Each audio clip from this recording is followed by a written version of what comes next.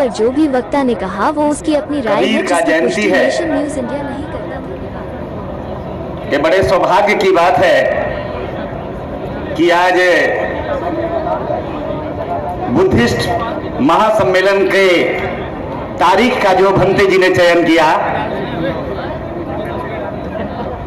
संत कबीर के, सतगुरु कबीर के जन्मदिन पर किया।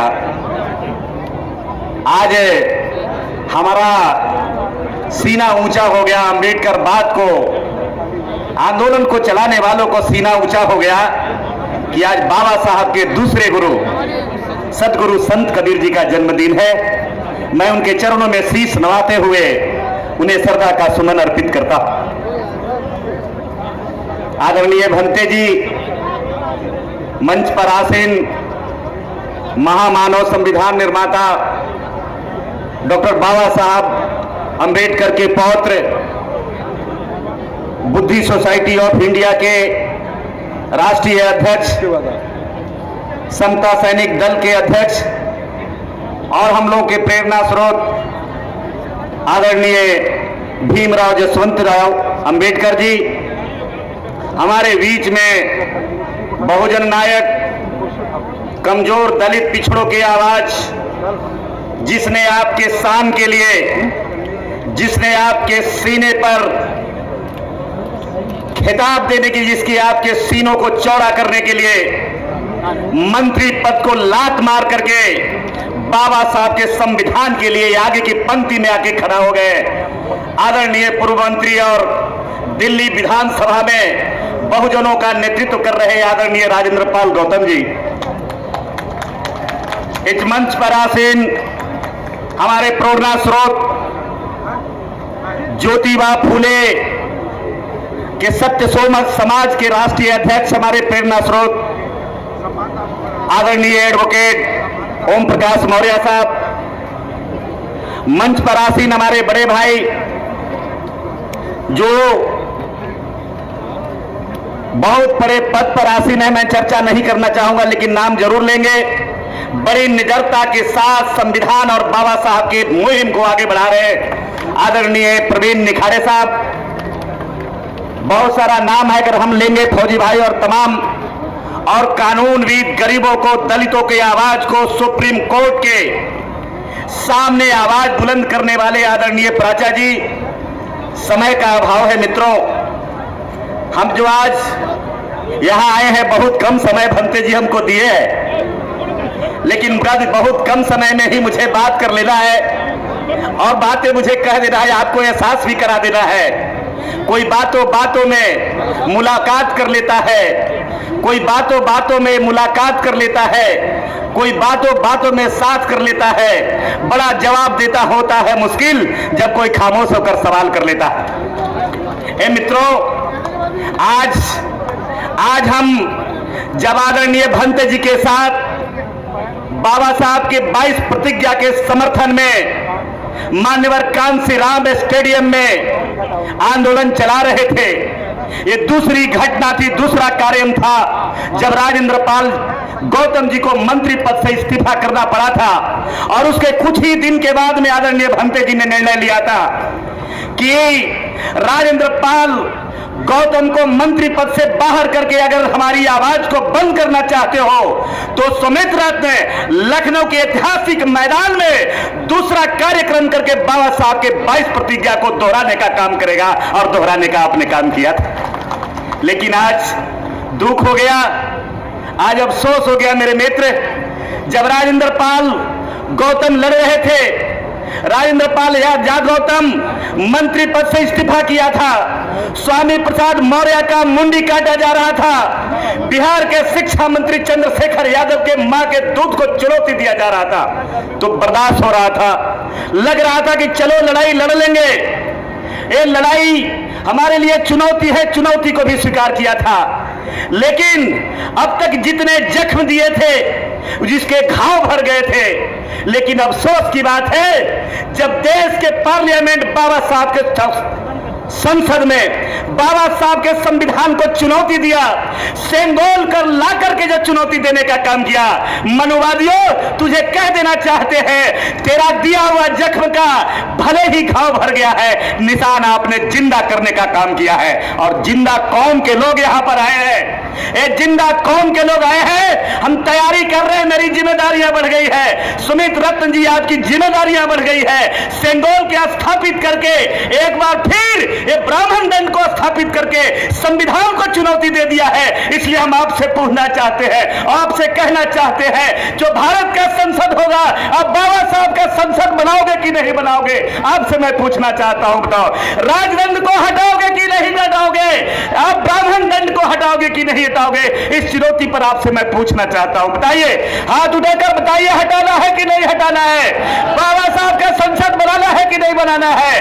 बाबा साहब का संविधान को मजबूत करना है कि नहीं करना है? बताइए।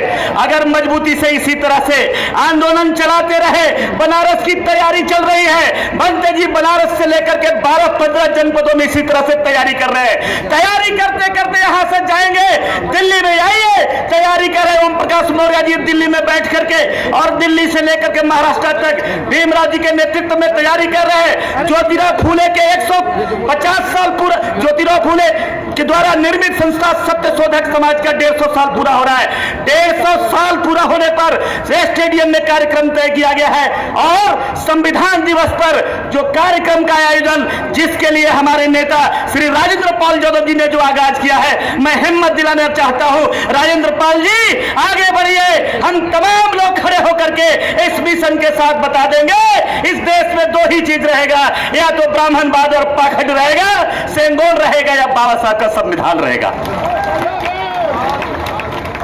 बताओ, बर्दाश्त का सीमा पार हो गया।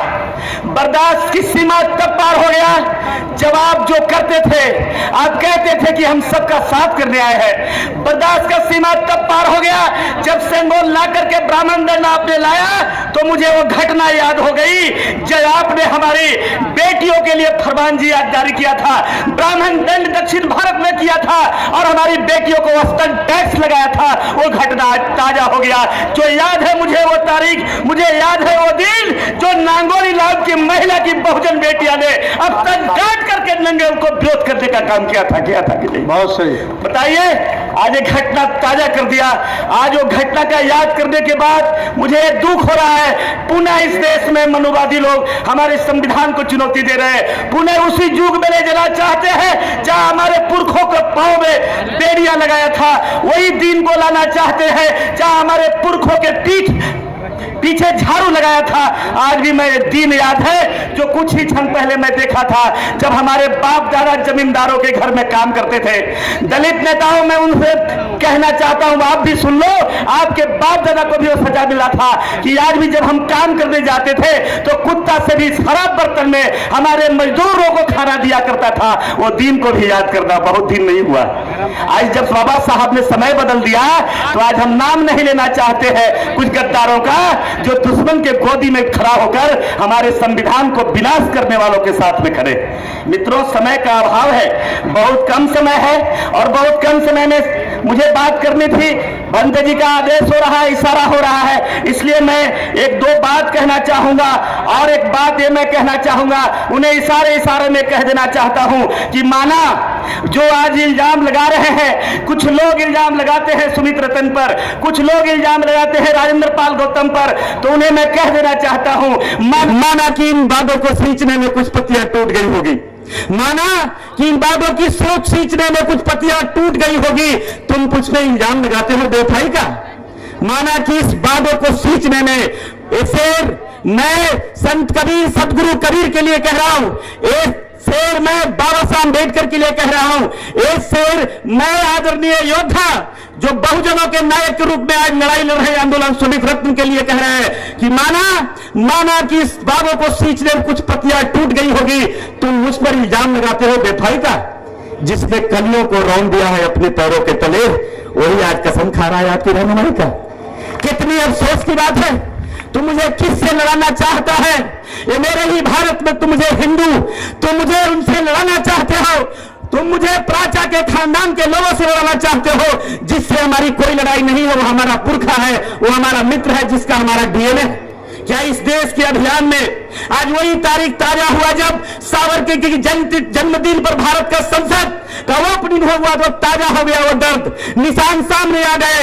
माना मैं आज भी ये बात मैं कह रहा हूं, एक शेर के रूप में कह रहा हूं, क्या इस देश के अभियान में, क्या इस देश के अभियान में क्या मेरा दान नहीं था?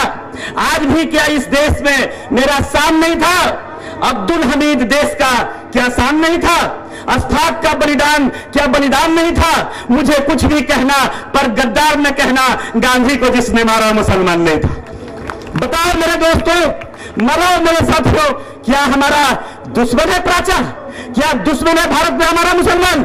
जिसने कलियों को रोंदा है वही आपकी रहनुमाई का कसम खा रहा है। समय अभाव है और मैं प्रतिज्ञा ले रहा हूं आपके बीच में कि मैं एक चीज के लिए विश्वास दिला रहा हूं, मेरी जीवन की कहानी को पता कर लेना, मैं चुनाव लड़ने वाला नेता नहीं हूं, लेकिन मैं इतना जरूर मैं कह रहा हूं, इस अभियान को चलाओ।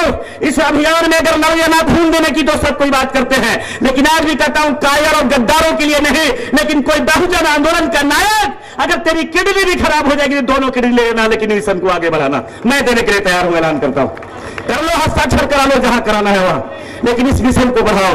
इस मिशन को नहीं बढ़ाओ तो आप गद्दारों के लिस्ट में आपका नाम जाएगा। ये मिशन आगे नहीं बढ़ाया अपने जीवन काल में भारत को, अगर बाबा साहब के संविधान का देश नहीं बनाया तो कायर और गद्दार तेरा बेटा कहेगा। एक कलंक हटाना है कि नहीं हटाना? बताओ, हटाना है कि नहीं हटाना? बताओ। तो आप तैयारी करो, तैयारी करो दिल्ली का। अरे क्या है, झांकी है, दिल्ली क्या है? अगर आज भी मैं कहता हूं दिल्ली में जाकर सूसू कर दोगे रामलीला मैदान में, जिसमें सारे लोग डूब के मर जाएंगे। जिस दिन भागीदारी होगी उस दिन अपना संसद होगा, बाबा साहब का संसद होगा, जहां हम फैसला कर लेंगे। और बेटा एक बात कह के जा रहा है, जिस दिन हमारी संसद आएगी, तेरे पाप की कहानी का इतनी बड़ी किताब है, एक एक अक्षर निकाल कर तेरी मां की छठी का दूध याद करा दूंगा। कराओगे कि नहीं कराओगे? बोलो, बताओ। आज साबित करा दिया सुमित्रा जी, एक गाना गा रही थी एक ठाकुर की बेटी कि यूपी में काबा, तो कुछ लोगों ने कहा कि यूपी में बाबा। अब बाबा की ये नगरी, बुद्ध का ये नगरी, ये जो बाबा है ये कौन वंश के है? पता लगा लीजिए, आपके वंशज है जो गोरखनाथ के मंदिर पर कब्जा करके बैठे हैं। वो गोरखनाथ में बाबा नहीं, गोरखनाथ में बाबा सुमित बाबा है। सुमित बाबा का चल रहा है, देख लीजिए। और बड़े षड्यंत्र हुआ, बड़े साजिश की गई इसकी कार्यक्रम को रोक दिया जाए। लेकिन मैं धन्यवाद देता हूं आपकी जिगर जैसे सीने का, मैं बधाई देता हूं जो आपकी हिम्मत है, आपकी चट्टानी ताकत है आपके अंदर, मैं धन्यवाद देता हूं सुमित जी। आप जैसा 100 बेटा का भारत में पैदा कर देता तो बहुत कम दिन में इस भारत को हम फतेह कर लेते हैं। आप बताओ, इसमें से अपने बेटा को सुमित बनाओगे कि नहीं बनाओगे? राजेंद्र पाल गौतम बनाओगे कि नहीं बनाओगे? बाबा साहब का बेटा अम्बेडकर का खून आपके अंदर है तो दूसरा अम्बेडकर बनाओगे कि नहीं बनाओगे? लेकिन आज भी मैं कह रहा हूं, मेरा एक बेटा और एक बेटी है, इसे पढ़ा लिखा कर आगे कर रहा हूं। अगर कुछ बनना होगा तो मैं यही कहूंगा, बुद्ध का उपासक बनना और बनाऊंगा, मैं यही प्रयास करूंगा। इन्हीं चंद शब्दों के साथ मैं अपनी वाणी पर बिला रहा हूं। जय भारत, जय संविधान, जय बाबा साहब अम्बेडकर, नमो बुद्धाय, जय।